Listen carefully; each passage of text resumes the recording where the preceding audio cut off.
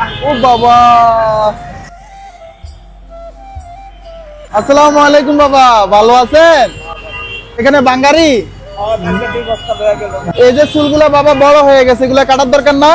একটু পরিষ্কার করাই দিই, আর আপনাকে যাওয়ার সময় এই যে আমি টাকা দিব, এই যে আমি আপনাকে টাকা দিয়ে যাবো 500। আসেন আমার সাথে, আসেন, বস্তা সহ নেন, ওই যে এই জায়গায় আপনাকে একটু আমি পরিষ্কার করে দিব। টাকাগুলো পকেটে নেন বাবা, আসেন বস্তাটা নেন।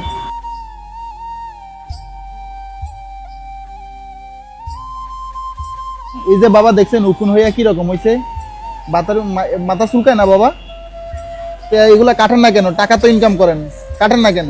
বাড়িতে কে কে আছে? মা নাই? আপন মা নাই না? বিয়ে করছেন? বিয়ে করেন নাই?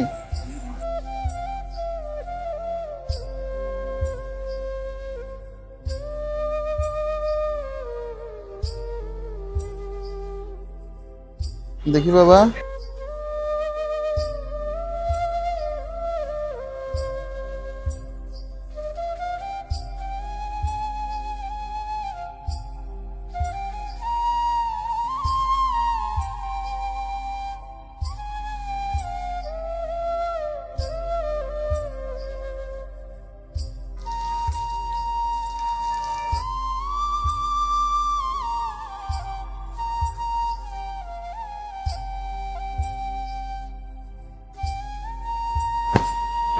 না